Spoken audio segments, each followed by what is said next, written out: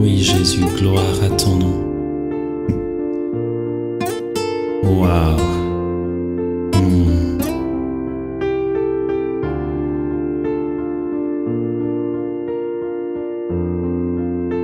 Alléluia, Seigneur, gloire à toi.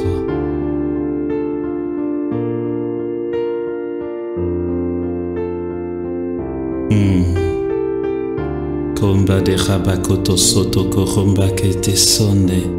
Waouh. Jésus, gloire à toi. Tu es puissant, Seigneur.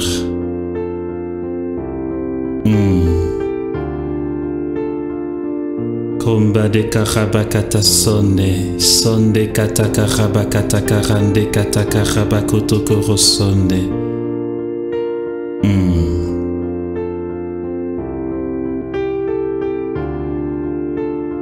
Oui, Jésus, gloire à toi. Seigneur, lorsque tu viens, lorsque tu visites notre terre, Seigneur, dans le Saint-Esprit, nous comprenons qui nous sommes vraiment. Tu nous envahis de toi. Seigneur, tu nous restaures. Tu nous plonges en toi, Jésus.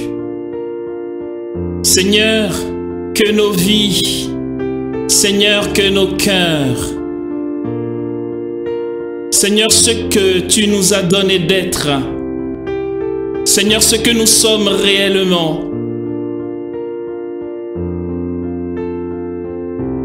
Seigneur, la bonté que tu as manifestée pour nous, le fait, Jésus, de nous avoir appelés à l'existence. Seigneur, merci de ce que tu as manifesté pour nous, ta puissance et ta gloire. Seigneur, ce qui fait ton nom, ce qui fait ton être profond. Seigneur, ce que tu es substantiellement, la gloire que tu es. Jésus, la puissance que tu es, l'infinie bonté que tu es, Jésus, nous a appelés à vivre. Alléluia. Wow. Combat de rassonne. Seigneur, merci de remplir ce lieu. Seigneur, remplis cet espace. Nous ne voulons vivre que de toi, Jésus. Merci, Seigneur. Jésus, merci pour ce que tu es. Pour ta plénitude, sois béni.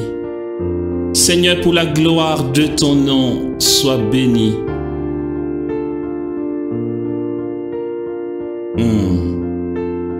Wow. Oui, Jésus. Alléluia. Comba de radako santo.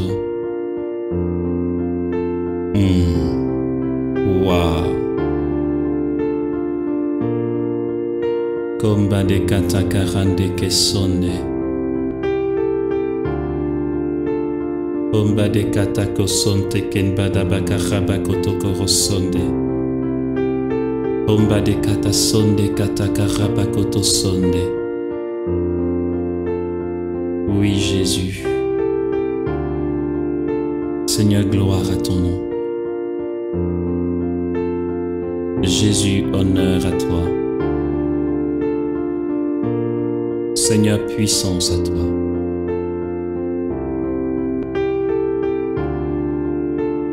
Oui, Jésus, gloire à toi. Seigneur, nous t'aimons. Nous te bénissons, Jésus. Waouh.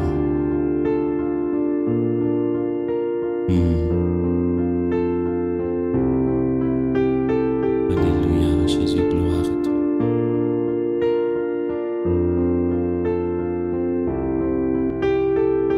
Seigneur, gloire à ton nom.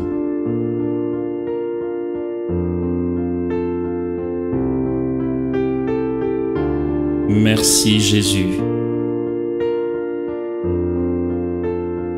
de ce que tu nous enseignes. Jésus, tu nous parles.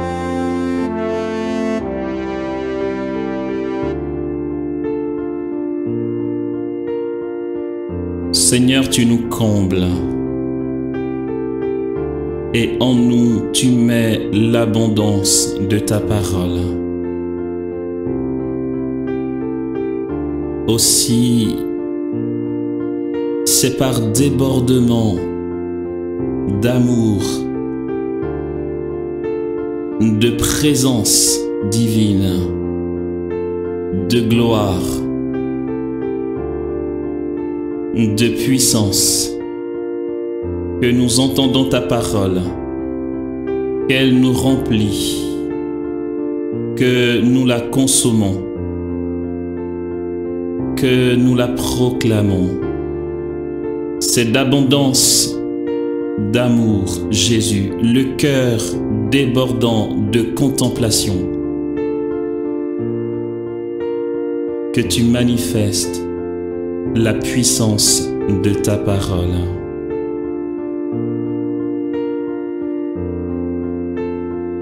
Oui, Jésus, gloire à toi. Seigneur, qu'elle nous relève. Saint-Esprit, que cette parole maintenant libère nos cœurs et nos vies. Seigneur, que ta parole soit notre guérison, notre relèvement, notre restauration et nous conduise dans la résurrection, Jésus. Seigneur, remplis chacun d'entre nous. Merci pour l'abondance. Merci pour ton abondance, Jésus. Alléluia.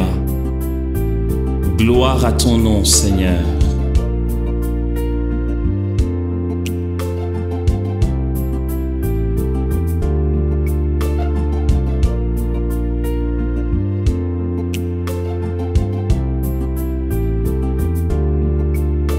De l'Évangile selon saint Luc.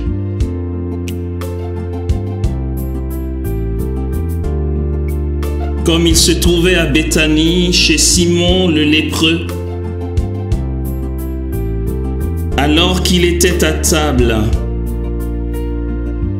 une femme vint avec un flacon d'albâtre contenant un nard pur de grand prix. Brisant le flacon, elle le lui versa sur la tête. Or, il y en eut qui s'indignèrent entre eux.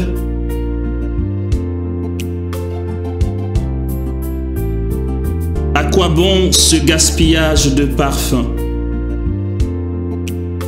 Ce parfum pouvait être vendu plus de 300 deniers et donné aux pauvres.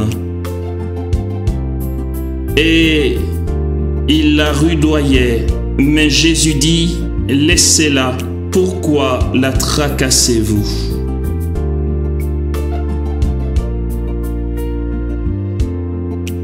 C'est une bonne œuvre qu'elle a accomplie sur moi. Les pauvres, en effet, vous les aurez toujours avec vous et quand vous le voudrez, vous pourrez leur faire du bien. Mais moi, vous ne m'aurez pas toujours. Elle a fait ce qui était en son pouvoir. D'avance, elle a parfumé mon corps pour l'ensevelissement.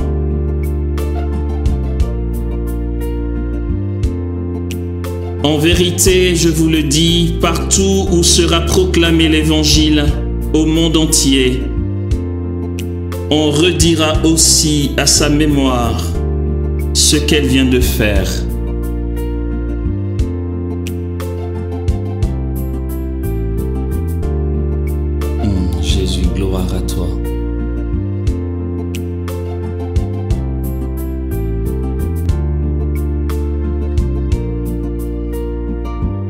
Seigneur, tu es puissant et merci pour la puissance de ta parole. Merci de ce que tu nous la donnes pour nous enseigner, pour nous donner de te connaître. Et tu nous invites, Jésus, à nous livrer à toi. Seigneur, gloire à ton nom. Que les gloires du Saint-Esprit, que ces flammes d'amour, Seigneur, que sa puissance maintenant se déploie ici, en ce moment, pour nous, dans nos cœurs, dans nos vies, en vue de la victoire éternelle de l'agneau de Dieu. Frères et sœurs, il s'est manifesté la puissance de Dieu sur la terre. Dieu a visité notre terre. Et lorsqu'il a rencontré Moïse, qui a goûté à cette plénitude de Dieu au Sinaï, Moïse a reçu dans son cœur cette manifestation de l'amour de Dieu. Il est dit dans le Talmud que Moïse au Sinaï n'a pas entendu 10 paroles, mais un seul mot. Et nous pouvons dire, selon le mode d'opération de Dieu, qu'au-delà de ce commentaire des Juifs, Moïse n'a pas pu entendre un mot. Puisque la parole de Dieu, lorsqu'elle se manifeste, n'est pas un son, c'est un mouvement. Moïse a rencontré l'amour. Il a compris l'amour. Son cœur a discerné l'amour.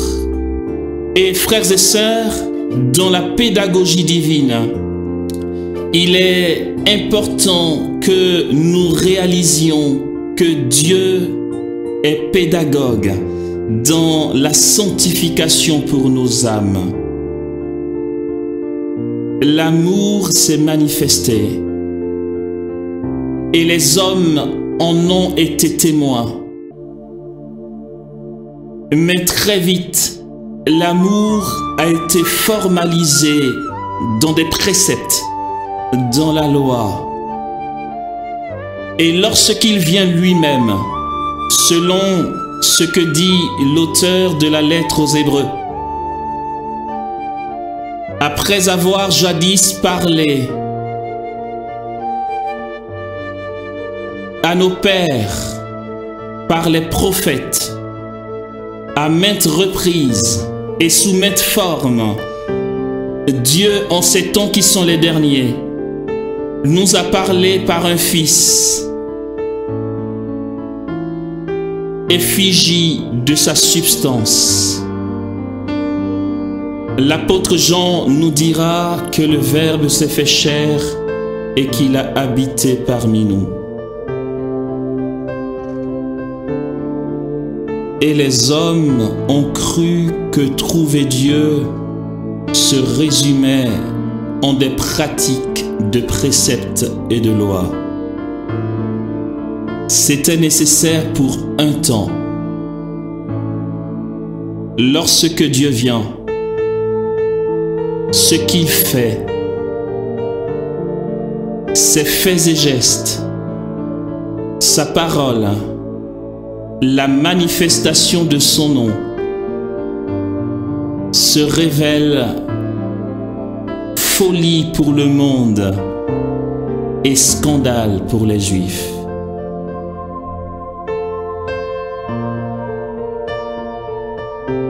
Sommes-nous, frères et sœurs, assez ouverts à l'œuvre du Saint-Esprit pour comprendre et discerner réellement au plus profond de nous-mêmes qui est Dieu? Ce Dieu qui pourtant a donné sa loi. Dieu qui a parlé par les prophètes. Dieu qui nous demande de vivre ses préceptes et ses commandements. Voici qu'il devient scandale pour les Juifs et qu'on ne le comprend plus et que le monde païen traite notre Dieu de fou. Et qu'allons-nous faire? Qu'allons-nous dire? Comment allons-nous riposter à cette accusation? Est-ce vraiment une accusation, frères et sœurs? Ici, aujourd'hui, je souhaite nous parler de folie. En effet, le monde païen a vu juste. Dieu est fou. Et qu'est-ce que c'est beau, frères et sœurs? Dieu est fou car nous sommes dans nos entendements. Et nous refusons, c'est le mot bien choisi, nous refusons d'entrer dans l'amour. Nous refusons d'être fous. On ne peut pas aimer sans folie. Et Dieu est amour. C'est pourquoi il est fou. Ce qu'il est, profondément, ce qu'il fait, ne peut que heurter les esprits étroits et ceux qui se disent savants, mais qui en réalité sont ignorants. Le vrai théologien, c'est celui qui prie. Ce n'est pas celui qui a une capacité intellectuelle à emmagasiner un savoir qui risquerait de nourrir son orgueil. Le pauvre, voilà le sage. Le fou, voilà le saint. Dieu est fou d'amour. Comment peut-il se permettre de défendre les pauvres? Cette femme brise un parfum de grand prix à ses pieds. Et les esprits étroits, les connaisseurs, les savants, ceux qui n'ont pas besoin de Dieu, ceux qui se suffisent, ceux qui gèrent en fait, ceux qui ont des vertus seulement humaines, qui ont un savoir-faire, s'en plaignent.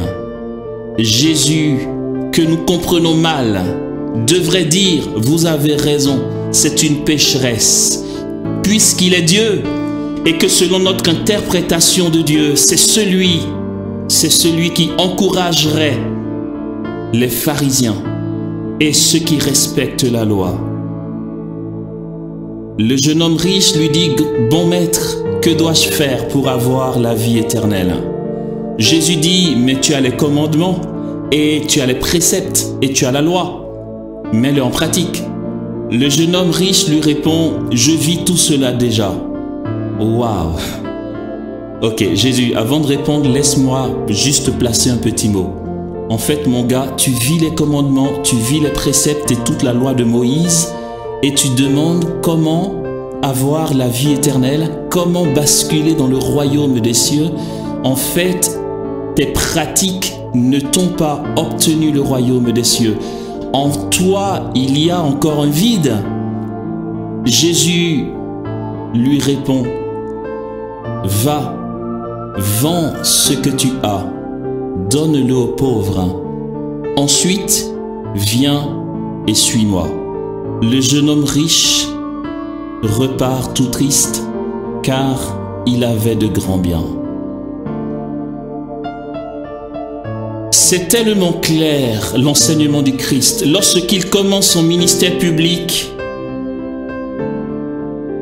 sur le mont des béatitudes, Jésus crie, Jésus proclame, se mettant dans la direction du vent pour que cette foule qui l'écoute perçoive tous ces mots. J'imagine Jésus hurler la bonne nouvelle, et c'est de cette bonne nouvelle qu'il est question ici. Jésus crie bonheur aux pauvres, car le royaume des cieux est à eux. Il ne dit pas bonheur à ceux qui vivent la loi. Frères et sœurs, quel est ce paradoxe d'un Dieu qui fait l'éloge du pauvre, l'éloge du pécheur, l'éloge de celui qui ne gère rien du tout? Le jeune homme riche cherche encore comment hériter de la vie éternelle. Mais Jésus l'a dit, si tu veux avoir le royaume des cieux, sois pauvre. Je me demande souvent, l'on peut se demander quel état est préférable. Mais qu'est-ce que je préfère finalement, personnellement, qu'est-ce que je préfère? Est-ce le moment où je suis complètement brisé et je connais ces moments-là? Oui, peut-être que tu en seras choqué et que tu me regarderas d'un œil hautain, mais ces moments que je connais, où j'ai besoin de confession, ces moments où je pleure devant la présence de Jésus, de ne pas assez l'aimer, ces moments où je me sens tellement puant, tellement lâche, tellement incapable, misérable, incapable de rien faire. Combien de fois avons-nous pris des résolutions qu'on n'arrive pas à tenir? Et l'on peut s'en vouloir. Mais Jésus dit dans sa parole, par son apôtre Jean, si ton cœur t'accuse, Dieu est plus grand que ton cœur. Qu'est-ce que nous préférons? Qu'est-ce qui est mieux, frères et sœurs? L'état de pauvreté radicale, où nous faisons l'expérience de notre incapacité. Cet état qui pourtant et malgré tout nous plonge dans une miséricorde indicible. Lorsque tu te sens tellement pauvre, tu n'as pas la force de juger, tu n'as pas la force de rejeter, tu n'es pas hautain, tu n'es pas orgueilleux, tu baisses la tête et là tu accueilles le pauvre puisque tu te vois en lui. Qu'est-ce que nous préférons? Est-ce que vraiment cet état serait à conseiller? Est-ce qu'on peut dire à un chrétien de connaître la misère? Mais non. Et pourtant, lorsque nous sommes fiers, quand je pense au jour où mes journées ont été sanctifiées, et là la petite voix à l'intérieur te dit, mon gars, tu gères, tu es saint, tu vois, tu as fait la messe, tu as prié, tu as été charitable, tu as fait ton devoir. Dans ces moments-là, pourquoi sommes-nous si rapides à indexer, à condamner, à juger comme l'ont fait ceux qui étaient au repas chez Simon avec Jésus? Quel état est le mieux? Il s'agit d'amour. Celui qui ne sait pas faire, celui qui fait l'expérience de ne pas savoir faire, celui qui a tout essayé, qui a cherché, qui s'est battu, qui a rassemblé ses dernières ressources, ses dernières forces, sans pouvoir y arriver, arrive à un point où il réalise qu'il ne peut pas. Et là, il dit, Jésus, j'ai besoin de toi.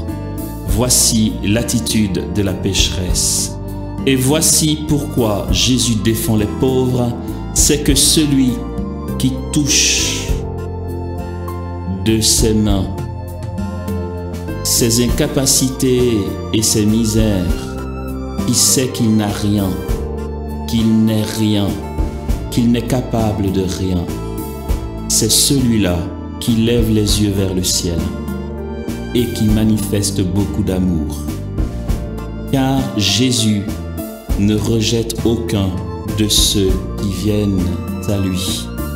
Et lorsque le pauvre est relevé, bénéficiant ainsi de la bonté de Dieu, de son amour et de sa miséricorde, son cœur bondit dans l'amour, son cœur bondit dans la folie. Il devient amoureux, il devient passionné. Voici le cœur qui attire Dieu. Il ne s'agit pas d'être misérable, ni d'être pécheur. C'est le pécheur que Jésus aime, non pas le péché. Il ne s'agit pas d'entretenir un péché. Il s'agit d'avoir un cœur pauvre, un cœur qui a besoin de Dieu, un cœur qui rencontre un autre pauvre. C'est peut-être une révélation pour nous. Jésus est pauvre. Jésus a faim. Waouh! Jésus a soif. Trop bien. Jésus te cherche. Jésus a mis en toi tout son amour. Et il a faim de toi. Il a faim que tu viennes. Jésus attend ce moment où tu réaliseras que tu as besoin de lui.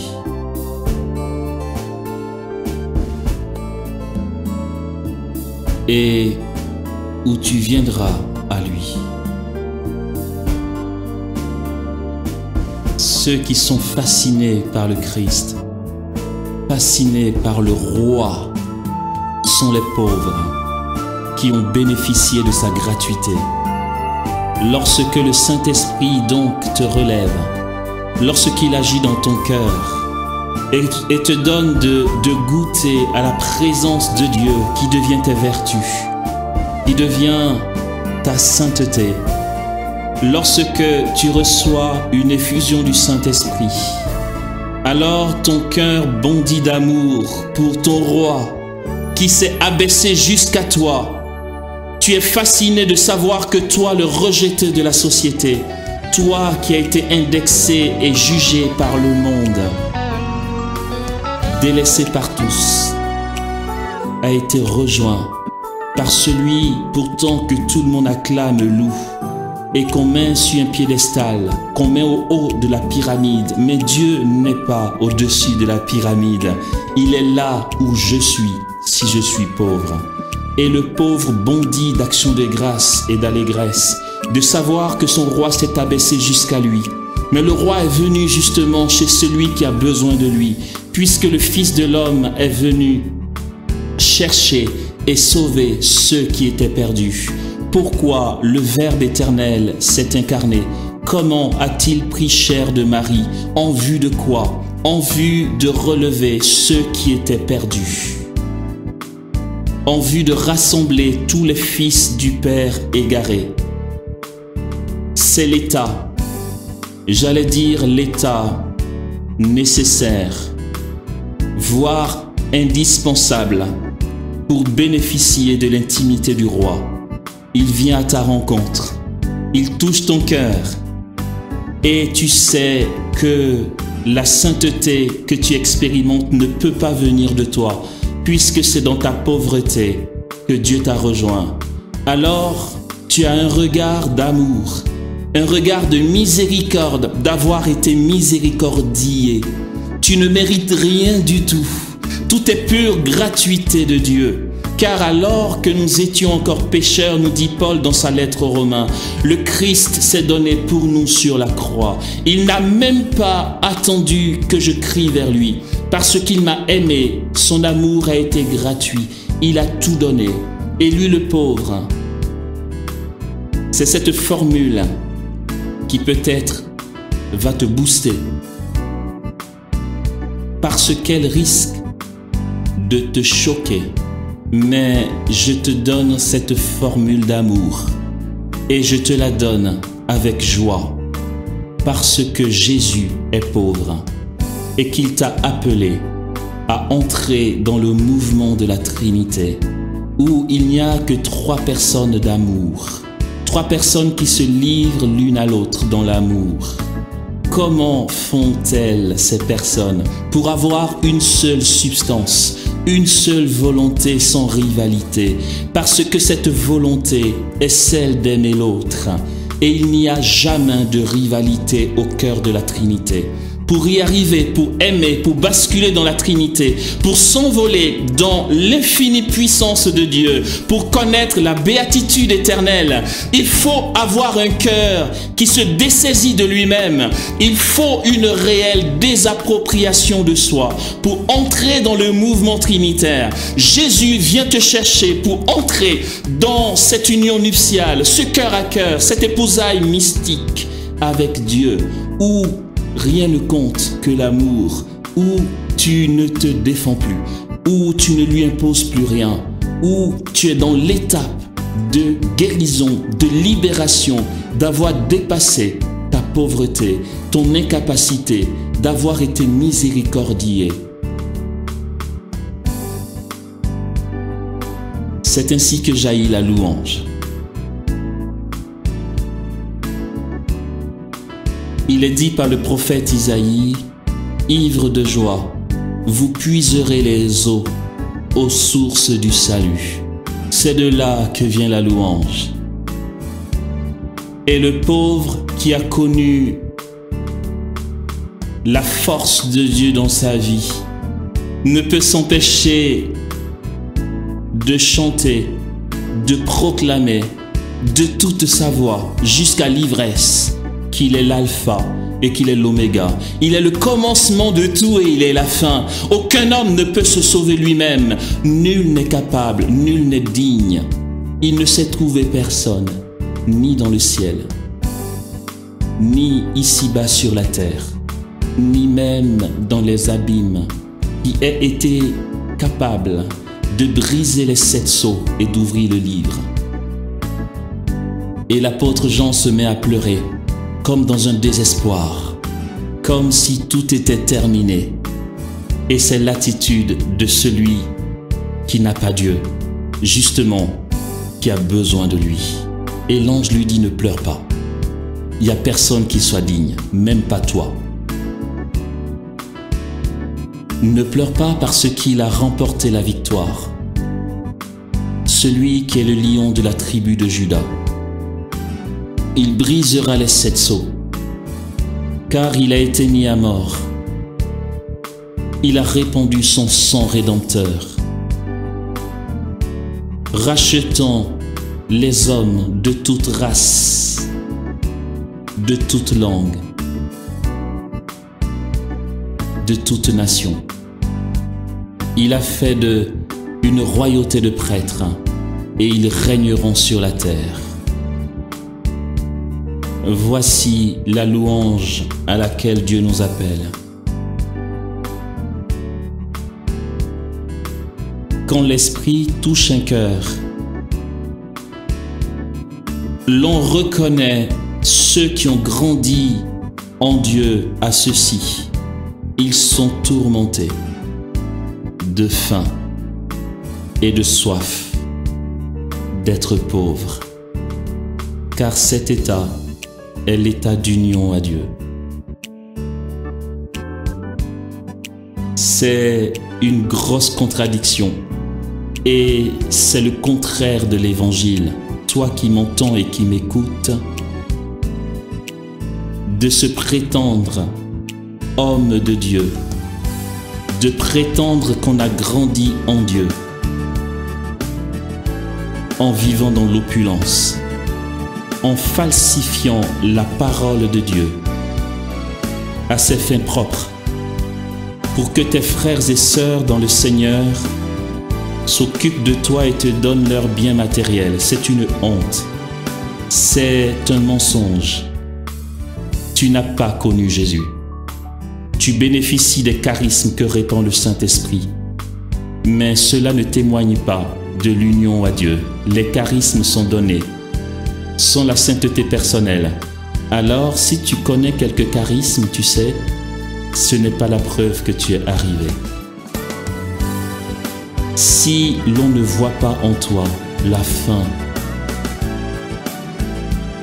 de la pauvreté, la soif de l'abaissement, alors tu nous témoignes juste que tu n'as pas grandi en Dieu.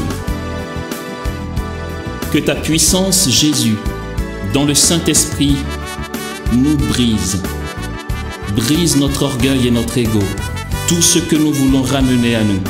Seigneur, que nos cœurs soient fascinés par toi et que la louange, Seigneur, jaillisse de nos êtres et que nous vivions de cette louange, Jésus.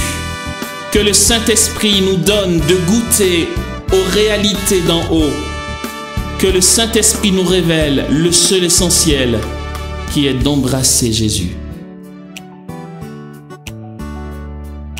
qui est de lui ressembler, qui est d'être réceptacle de sa gloire. Que le Saint-Esprit nous donne d'être Christ, pauvre, crucifié, pour une résurrection en vue de la vie éternelle. Amen.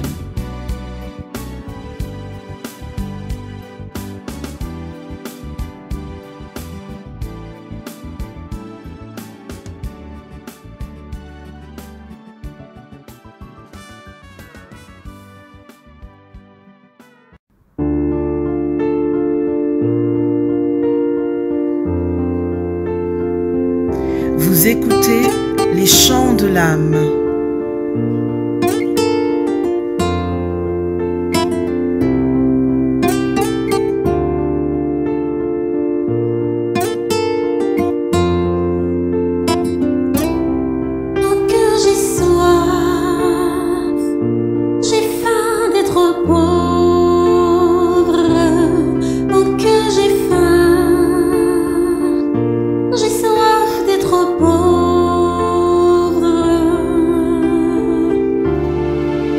Heureux ceux qui ont une âme de pauvre, car le royaume des cieux est à eux. Oh que j'ai soif, j'ai faim d'être pauvre. Oh que j'ai faim, j'ai soif d'être pauvre.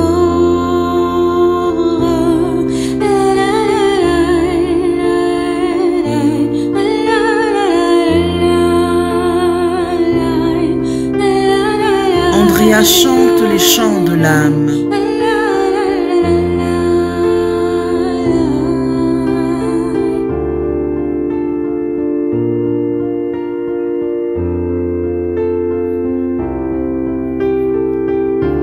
Seigneur, je veux être un pauvre dans l'esprit.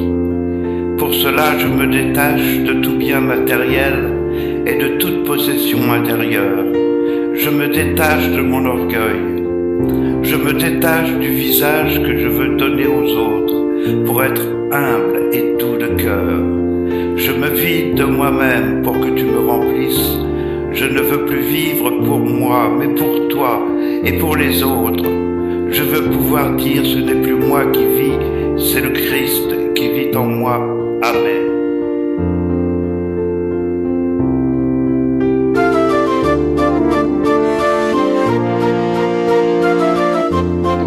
Heureux les doux, car ils posséderont la terre. J'ai faim d'être pauvre. Oh que j'ai faim, j'ai soif d'être pauvre.